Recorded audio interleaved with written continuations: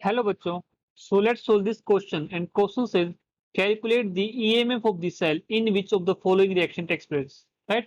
So हमको देखो ये रिएक्शन गिवन है और यहाँ पर हमको कंसंट्रेशन भी दे रखी है, ठीक है, और ई नोट ऑफ द सेल की वैल्यू भी गिवन है। तो अब हमको निकालना क्या है, EMF ऑफ द सेल निकालना है।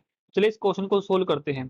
तो जो की कॉन्सेप्ट रहेगा इस क्वेश्चन के अंदर, हमारा की कॉन्सेप्ट क्या रहेगा इस क्वेश्चन के अंदर, वो रहेगा नॉन इक्वेशन।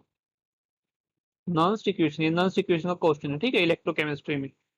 अब देखो यहाँ पर हमारे पास क्या, सबसे पहले हम क्या करते हैं, रिएक्शन को लिख लेते हैं। हमारे पास जो ओवरऑल रिएक्शन है, ओवरऑल रिएक्शन में क्या है हमारे पास, ओवरऑल रिएक्शन में ये हमको गिवन है, nickel solid plus 2Ag positive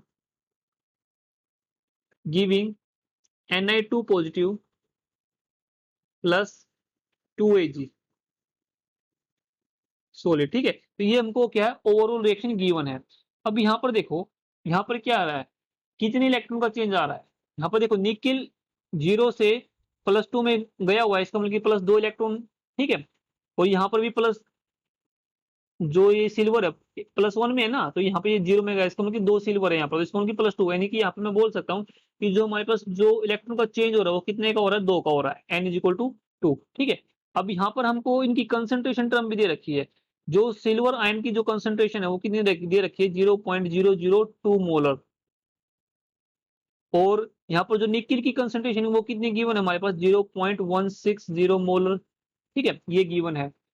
यहाँ से और क्या गिवन है हमको, हमको गिवन है ई नोट ऑफ द सेल की वैल्यू, जो कि 1.05 वोल्ट है। अब इसको हमको यहाँ पे क्या निकालना है, यहाँ पे निकालना है ईएमएफ ऑफ द सेल, इसका मतलब कि हमको निकालना है ई ऑफ द सेल, ये वैल्यू निकालनी है। और इसका फॉर्मूला होता है हमारा E nought of the cell minus, देखो यहाँ पर जब हमारा टेम्परेचर, इसको इसको ऐसे भी लिख सकते हैं ना, 2.303 RT डिवाइड बाई NF, ठीक है, log concentration of the product divide by concentration of the reactant. अब ये जो ये साइड है, इस साइड है हमारी, ये प्रोडक्ट की साइड है और ये हमारी कौन सी है, रिएक्टेंट की साइड है, ठीक है। अब इसको तो हम सोल्व करेंगे, तो सोल्व करने पर हमको क्या मिलेगा, देखो यहाँ पर ई नोट ऑफ द सेल की वैल्यू कितनी गिवन है, 1.05 वोल्ट है, तो यहाँ पर मैंने लिख दिया 1.05 वोल्ट, ठीक है। अब उसके बाद जब इसको पूरे को सोल्व करते हैं, देखो देखो 2.303 RT टेम्परेचर हम यहाँ पर कितना लेकर चल रहे हैं, टेम्परेचर जब गिवन नहीं है तो हम स्टैंडर्ड टेम्परेचर लेकर चलते हैं, जो कि गिवन है 298 केल्विन, ठीक है। जब इस पूरे को सोल्व करते हैं तो यहाँ पे हमारे पास जो वैल्यू आती है वो आती है 0.0591, ठीक है। और यहाँ पर हमारे पास क्या है, एन और लोग। अब देखो यहाँ पर प्रोडक्ट की साइड क्या है, ये हमारे पास आयंस है और ये सॉलिड है, सॉलिड की कंसंट्रेशन को हम एक लेके चलते हैं, ठीक है। सॉलिड की कंसंट्रेशन को कितना लेके चलते हैं, वन यूनिटी कंसिडर करते हैं। इसका मतलब कि हमारे पास प्रोडक्ट की साइड में केवल क्या आएगा, हमारे पास Na2 पॉजिटिव आएगा। और यहाँ पर रिएक्टेंट की कंसंट्रेशन में देखो ये तो गया, इसकी तो हम 1 कंसिडर कर रहे हैं। यहाँ पर हमारे पास जो सिल्वर आयन है, सिल्वर आयन को इसको लिखेंगे ऐसे Ag पॉजिटिव, और जो स्टोइचियोमेट्रिक कोफिशिएंट होता है वो चला जाता है पावर में। अब यहाँ पर देखो n की वैल्यू कितनी है हमारे पास, n की वैल्यू है 2, तो यहाँ से मैं क्या लिखूंगा, E of the cell is equals to 1.05 minus 0.0591 divide by 2 और लोग। अब जो निकिल 2 पॉजिटिव आयन है उसकी कंसंट्रेशन कितनी गिवन है, निकिल 2 पॉजिटिव आयन की कंसंट्रेशन कितनी गिवन है, ये गिवन है 0.160, ये किसकी कंसंट्रेशन है, निकिल 2 पॉजिटिव आयन की। उसके बाद Ag पॉजिटिव आयन की कंसंट्रेशन कितनी गिवन है, ये गिवन है, तो यहाँ से मैं लिख लेता हूँ 0.002 की पावर 2, ठीक है। तो ये पूरी की पूरी यहाँ पे हमने जो गिवन इक्वेशन थी उसको लिख लिया।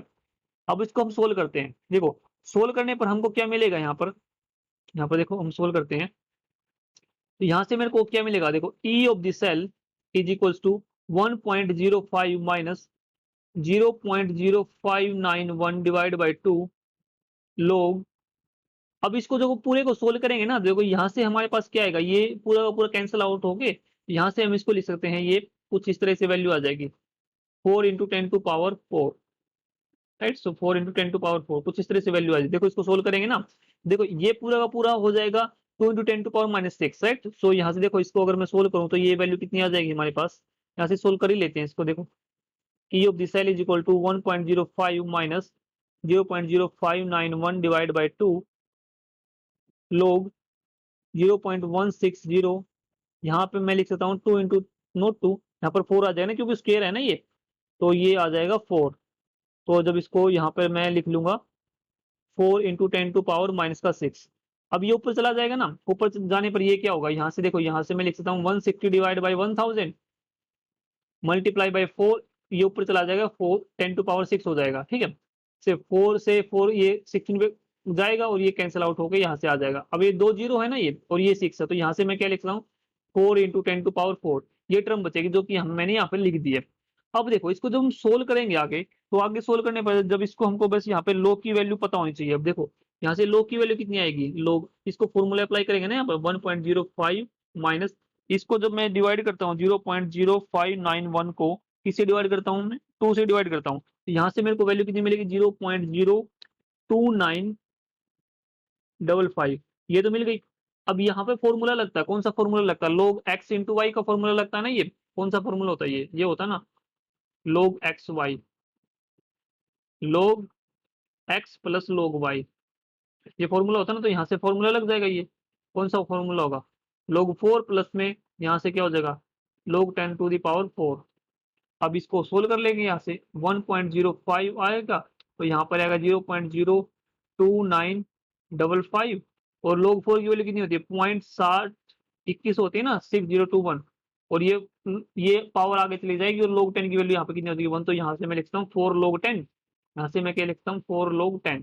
अब लोग 10 किसके इक्वल होता है हमारा 1 होता ना ये, तो अब इसको यहाँ से सोल्व कर लेते हैं आराम से, तो वैल्यू कितनी आएगी देखो 1.5 माइनस 0.0, ये देखो यहाँ पे 0.02 भी है ना, तो यहाँ से एक जीरो मिसिंग हो गई ना, तो 0.0295, ठीक है।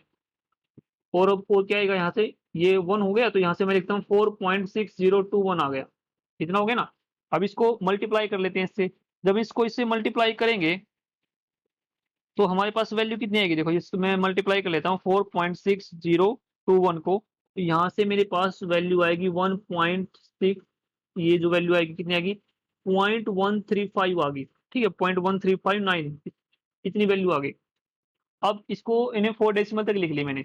अब इस वैल्यू को मैंने क्या करना है, इस वैल्यू को किस में से सब्सट्रैक्ट करना है, इसमें से इस वैल्यू को मैंने सब्सट्रैक्ट करना है 1.05 में से, ठीक है। तो यहाँ से जब मैं इसको सब्सट्रैक्ट करता हूँ तो मेरे को जो वैल्यू मिलती है वो कितनी वैल्यू मिलती है, तो यहाँ से मैं लिखूंगा T of the cell is equal to 0.9141 volt, ये वैल्यू आई हमारी किसकी ईएमएफ ऑफ द सेल की, राइट। सो जो हमको क्वेश्चन में पूछ रखा है, राइट।